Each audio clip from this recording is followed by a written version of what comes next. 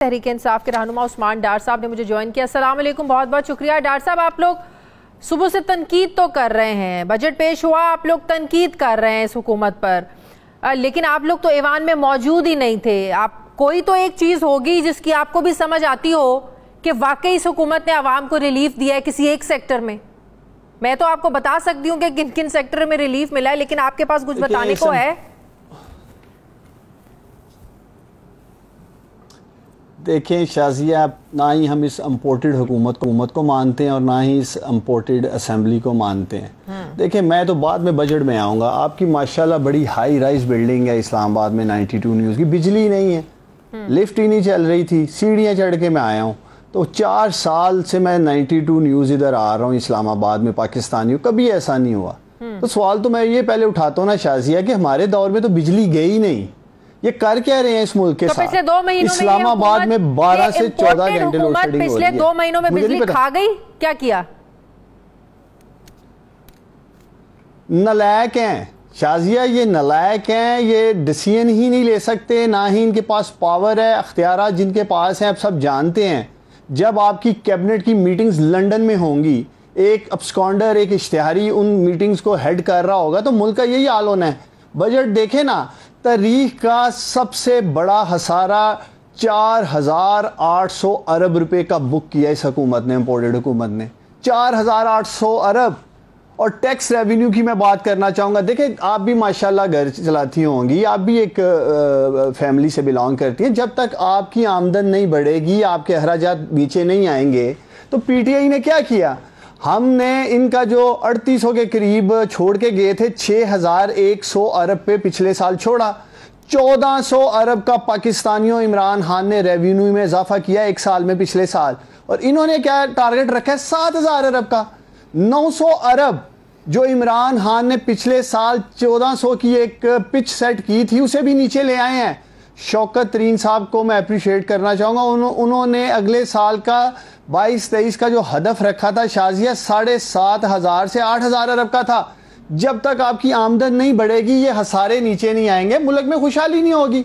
दूसरा झूठ जो ये बोल रहे हैं, जीडीपी का बोल रहे हैं, इन्हें शर्म आनी चाहिए। अभी भी 6% आपका सिटिंग गवर्नर स्टेट बैंक, जो इनका हैंड पिक आदमी है, वो कह रहे हैं कि पीटीआई की लास्ट ईयर की 6% थी और उससे पिछले साल हमारी 5.6% थी। अभी इन्होंने 5 कर दिया खुद ही। ये 3% भी नहीं होगी, मेरा क्लिप रिकॉर्ड पे रखना है आपने। ये 3% इसलिए नहीं होगी जब आपकी आज इन्फ्लेशन पिछले 2 माह में 25% से ऊपर सर्वे में जीडीपी की शरह 6। आपने इक्तिसादी सर्वे देखा है? इक्तिसादी सर्वे में जीडीपी की शरह 6% रिकॉर्ड की गई। तो मैं ये बोल रहा हूँ ना। हाँ, तो उसका टारगेट क्या रखा था? 4.8% टारगेट रखा था। टारगेट से तो ज्यादा अचीव किया। लेकिन हमने तो उस पे काम भी किया ना, 4.8 रखा। इनकी सूरत हाल ये है, ये जो 5 भी सिर्फ एक मुंह छुपाने के लिए 5% ये बात कर रहे हैं। जब आपका आज इंटरेस्ट रेट देखे ना कहाँ चला गया, 20 से 22%। ग्रोथ होगी कहाँ? हर चीज का तो इन्होंने गला दबा दिया है।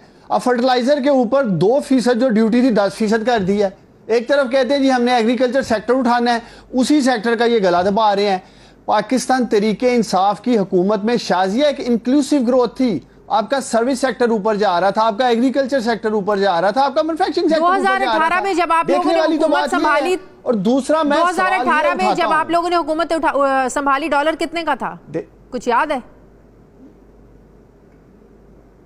कितने का था? डॉलर तो मुझे याद है, लेकिन आप देखें कि आपके ही प्रोग्राम में बैठकर ये जीडीपी का ही राग लापते थे ना।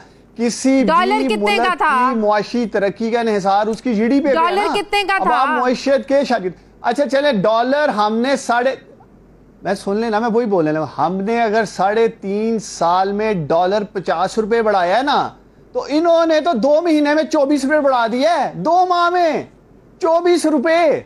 देखें, अगर इसी रेशो से जाएंगे ना, तो 2023 में 350 रुपए का पाकिस्तानी और डॉलर छोड़ के जाएगी ये रेमिटेंसेस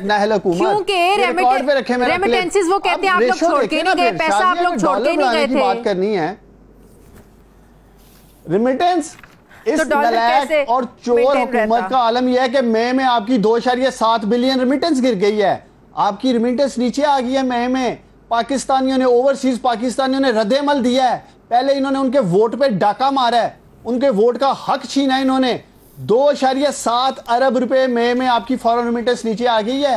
ये 23.7 बिलियन डॉलर थी जब 2018 में हम आए थे। 31.7 बिलियन डॉलर पे छोड़ा मार्च में हमने। अब देखें इमरान खान की क्या क्या बात करना चाहती हैं आप। 24 बिलियन डॉलर पे एक्सपोर्ट थी जो 32 बिलियन डॉलर पे छोड़ के गया है।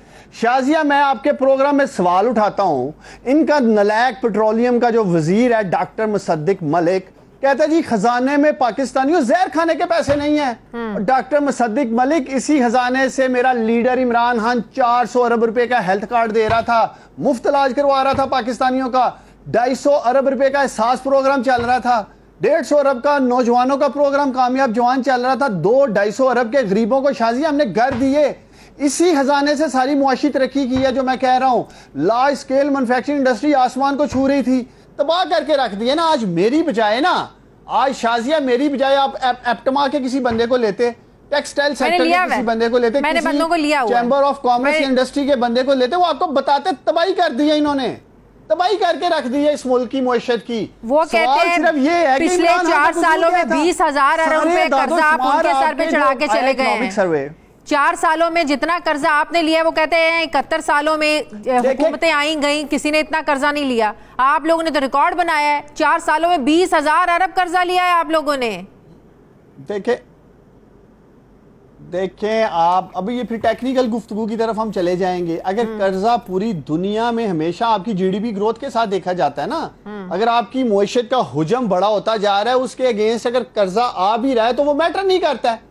अगर आप अमेरिका की इकोनॉमी देखें, कितनी बड़ी इकोनॉमी है उनकी, उधर अगर 1000 ट्रिलियन का भी कर्जा है तो वो मैटर नहीं करता है। पाकिस्तान तरीके इंसाफ ने, इमरान खान ने इस मुआशत को बड़ा किया है, जीडीपी को बढ़ाया है, इकोनॉमी ग्रो की है मुल्क में।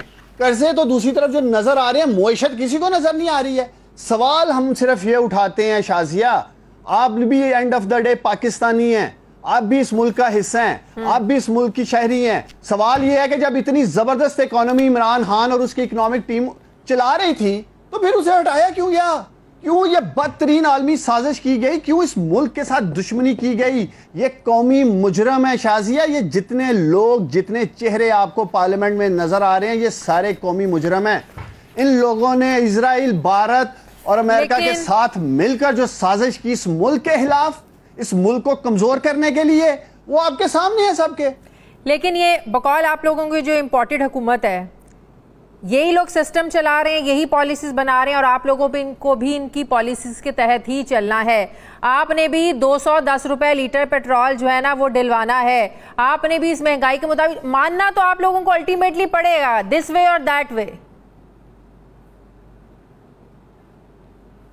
आप तैयारी पकड़ें। आपने अगर गाड़ी रखी है ना, तो अगले हफ्ते मजीद 40 रुपए पेट्रोल बढ़ने जा रहा है, तो आप तैयारी रखें। तो आप क्या कर रहे हैं? गाड़ियां बेच के क्या ले रहे हैं? बाइक्स ले लें, स्कूटर ले लें, साइकिलें ले लें। गरीब की कमर तोड़ के रख दी है इन्होंने। मैं तो पहले मेरी बात सुने कर रहा हूँ, मेरी बात सुने। नवाज साहिबा भी होती थी कोई।